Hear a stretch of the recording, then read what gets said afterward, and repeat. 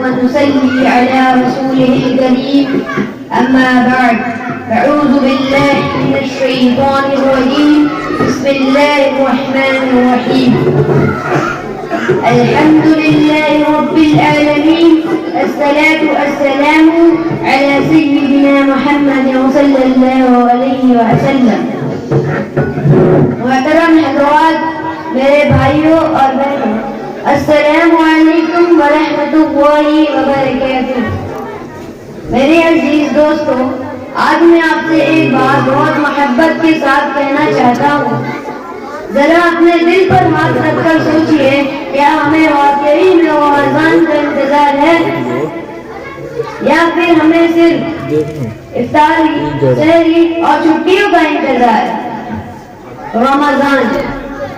رمضان صرف ایک کیلنڈر کا مہینہ نہیں، وہ اللہ تعالیٰ کی طرف سے ایک آواز ہے جو ہمیں پکار کر کہتی ہے، اے بندے واپس آ جا، اے بندے واپس آ جا، اے بندے واپس آ جا۔ اللہ تعالیٰ فرماتا ہے یا ایھا الذین پر روزے فرض کیے گئے ہیں لعلکم تتقون، تاکہ تم پرہیزگار بن جاؤ۔ میرے عزیز دوستو، اللہ تعالیٰ ہمیں بتا رہا ہے کہ رمضان ہمیں متقی بنانے آتا ہے، نہ کہ صرف بھوکا پیاسا رکھنے آتا ہے۔ ذرا اپنے آپ سے سچ پوچھئے، ہم میں سے کتنے ہیں جو اذان سنتے ہیں لیکن نماز کے لیے نہیں اٹھتے؟ ہم میں سے کتنے ہیں جو گھروں میں قرآن رکھتے ہیں لیکن قرآن کی تلاوت نہیں کرتے؟ ہم میں سے کتنے ہیں جو جھوٹ بول کر بھیج دیتے ہیں؟ میرے عزیزوں، یہ سوال سخت ہے، لیکن رمضان ان سب سوالوں کا جواب بن کر آتا ہے۔ میرے عزیز دوستو، حضرت محمد مصطفیٰ صلی اللہ علیہ وسلم نے ارشاد فرمایا، جب رمضان آتا ہے تو جنت کے دروازے کھول دیے جاتے ہیں اور جہنم کے دروازے بند کر دیے جاتے ہیں۔ سوچئے، جب جنت کے دروازے کھلے ہوں اور ہم سو رہے ہو، کیا یہ نقصان نہیں؟ دل کی صفائی اصل تیاری ہے۔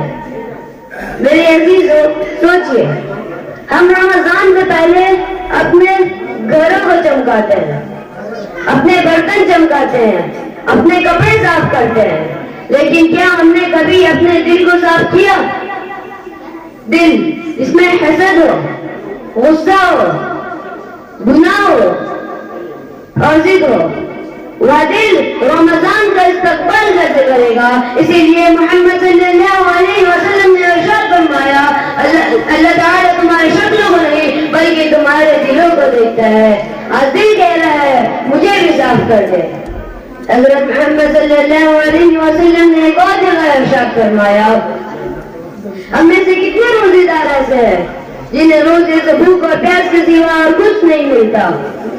یہ حدیث دل کو ہلا دیتی ہے، یہ حدیث دل کو ہلا دیتی ہے۔ یہ ہمارا روزہ بھی تو ایسا ہی نہیں، ہم روزہ رکھتے ہیں، ہم بھوکا پیاسے رہتے ہیں، لیکن کیا ہم نے اپنے آنکھوں کو گناہ سے روکا؟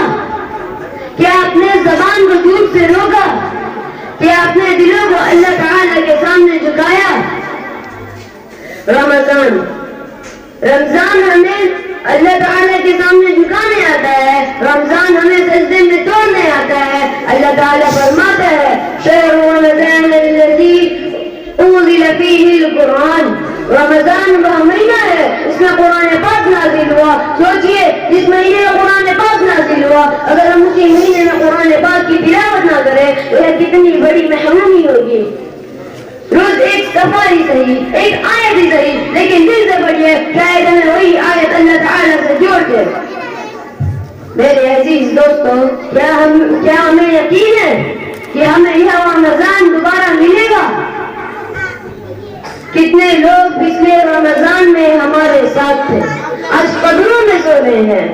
یہ حدیث سوچ کو نم کر دیتی ہے، یہ سوچ آنکھوں کو نم کر دیتی ہے۔ اگر ہم نے آج توبہ نہ کی، اگر ہم آج نہ بدلے تو کب بدلیں گے؟ آئیے آج دل سے دعا کریں، یا اللہ ہمیں ایسا رمضان نصیب فرما جس میں ہماری آنکھیں روئیں، ہمارا دل نرم ہو اور ہمارے سارے گناہ معاف ہو جائیں۔ یا رب العالمین، والسلام علیکم ورحمۃ اللہ وبرکاتہ۔